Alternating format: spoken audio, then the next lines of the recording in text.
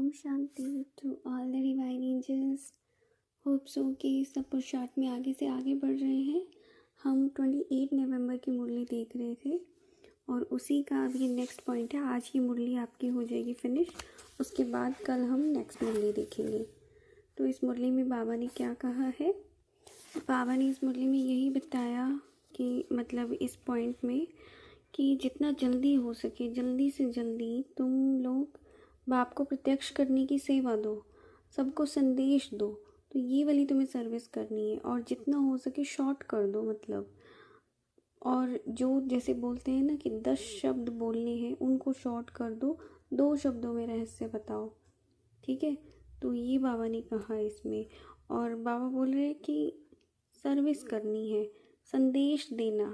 अब अंडरलाइन है पॉइंट, संदेश देना अर्थात उनको अपने संबंधी बनाना, अपना संबंधी बनाना अर्थात शिववंशी ब्रह्मा कुमार ब्रह्मा कुमारी बनाना। तो जिसको भी तुम संदेश दे रहे हो एक तरह से उसको अपना संबंधी बना रहे हो, ठीक है, रिलेटिव बना रहे हो। और सारे हम रिश्तेदार ही हैं वैसे देखा जाए तो। इस बड़े से ड्रामा में हम सभी भाई बहन ही तो हैं। ऊपर आत्मा भाई भाई है, सब लोग नीचे उतरे हुए हैं, बस जानते नहीं है, कोई करीब है, कोई पास है, कोई दूर है। तो ऐसे करके जो है उनको अपना संबंधी, कितनी नई बात है ये। तो जिसको भी आज के बाद से संदेश दो या जिसको भी हो जाए तो वो तुम्हारा संबंधी बन गया, मतलब किसी न किसी रूप में। शिववंशी ब्रह्मा कुमार ब्रह्मा कुमारी बन गया, तो यह है अपना संबंधी बनाना। ठीक है, और जब संबंधी बनाएंगे तब उनको फिर स्नेही बनाएंगे। ठीक है, तो नेक्स्ट इसी से जुड़ा हुआ पॉइंट, सिर्फ संदेश देना तो चीटी मार्ग की सर्विस है।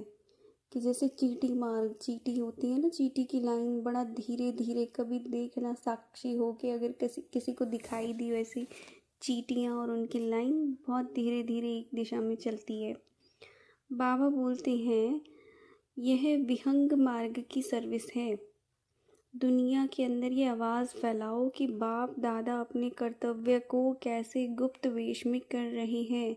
तो ये फैलाना है कि ये भगवान का कर्तव्य चल रहा है और कितने गुप्त वेश में चल रहा है, किस रूप में चल रहा है, ये सब बातें उनको बतानी। ये विहंग मार्ग की सर्विस है।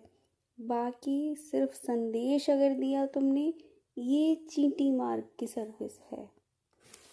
देखो, तुझे अब सबको ये पता होना चाहिए पहली बात तो ये विहंग मार्ग होता क्या है और ये चींटी मार्ग। ये जो बाबा ने 2 कंपैरिजन किए हैं, चींटी कहाँ होती है? धरती पर, धरती पर चलती है और सब बहुत धीरे धीरे चलती है, बहुत धीरे धीरे एकदम। बोलते हैं ना, कोई बंदा बहुत स्लो चलता है तो उसको बोलते हैं तो बिल्कुल चींटी की चाल चलता है, एकदम चींटी जैसी, है ना, धीरे धीरे। विहंग मार्ग। अब विहंग क्या होता है? एक तरह से पक्षी होता है ना, ऊंचा उड़ता है, बहुत ऊंची उड़ान भरता है वो आसमान में। तो तुम्हें भी उस पक्षी की तरह उड़ान भरनी है। इसको विहंग कहा जाता है, इसका जो लिटरल मीनिंग होता है तो उस पक्षी की तरह। और ये यूज़ किया जाता है स्पिरिचुअलिटी में कि आपको कोई भी काम करना है। जब एक योगी होता है उसको अगर कोई भी कार्य करना है तो उसमें एफर्ट्स ना लगे, मेहनत ना लगे बिल्कुल भी, और वो ईज़िली अपने सारी चीज़ों को पूरा कर सके। ये होता है विहंग मार्ग कि तुम चींटी की तरह मेहनत करके सर्विस कर रहे हो और चाल भी इतनी धीमी है, क्या पता तुम कब ही पहुँचोगे। और जब एक पक्षी आसमान में उड़ान भरता है, इतनी ऊंची उड़ान भरता है वो बिना किसी एफर्ट के, ठीक है, वैसी उड़ान तुम्हें भरनी है।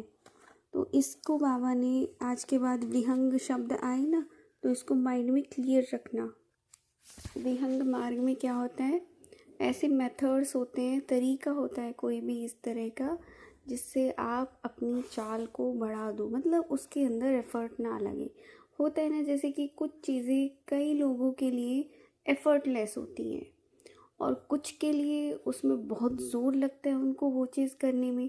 अब समझो किसी को शांत ही बैठना है, सिंपल सा एग्जांपल, कई लोगों के लिए तो वो है ही ऑलरेडी ऑटोमेटिक, उनका इनबिल्ट सिस्टम ही है शांत रहना, शांति से बैठ जाएंगे। बैठा दो आप उनको 1 घंटा 2 घंटा। और कुछ लोग इतने ज़्यादा मतलब उनकी कर्मेंद्रियाँ इतनी ज़्यादा अस्थिर होती है ना, अनस्टेबल होती हैं। आप बिठा दो उनको, वो 5 मिनट मुश्किल से टिक कर बैठ पाएंगे। और योग में बिठा दो आप उनको, या कैसे भी, देखा होगा कुछ बच्चे देखे होंगे ऐसे, वो एक एक जगह टिक ही नहीं सकते, उनको चाहिए कुछ ना कुछ, और कुछ ना मिले तो पैर हिलाने लगेंगे, हाथ हिलाने लगेंगे, इधर उधर मूवमेंट करेंगे। तो ऐसे लोग होते हैं जो टिक कर नहीं बैठ सकते। तो ये उनके लिए बड़ा टफ हो जाता है कि उनको बिठा सकें हम। तो सेम यही कि एफ़र्ट लग रहा है, एक वो चीज़, एक वो जिसमें एफ़र्ट नहीं लग रहा है, उसकी स्पीड कम है, इसकी स्पीड ज़्यादा है।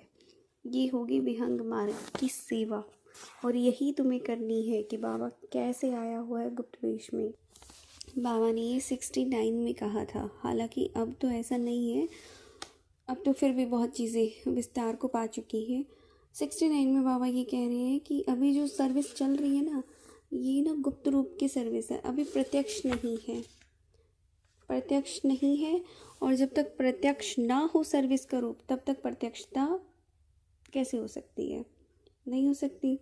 तो इसलिए बाबा ने कहा है सर्विस के तुम नए नए प्लान्स बनाओ, और बेधड़क होकर सूचना देने के लिए, संदेश देने के लिए जाओ। जब ऐसा समय आ जाए ना, तब वो पास है, और अब ऐसा हो भी रहा है। आपस में मिलके सोचो कि दुनिया को ये कैसे मालूम हो कि अभी समय क्या है, कौन सा समय चल रहा है, ये कितना क्रिटिकल समय है हर तरह से, और कर्तव्य क्या हो रहा है, क्या कर्तव्य होना चाहिए। तो बाबा ने कहा ये संदेश सबको पहुंचाना है, ये सर्विस करनी है। तो जी आज के लिए सिर्फ इतना ही, कल फिर मिलते हैं। ओम शांति। Thank you thank you thank you so much मुझे इतना प्यार दिखाने के लिए। चैनल को आप लाइक एंड सब्सक्राइब कर सकते हैं, शेयर कर सकते हैं अगर आपको अच्छा लगता है। और आज का होमवर्क भी सुन लें, ठीक है। होमवर्क ऐसा नहीं है कि मिस हो गया है।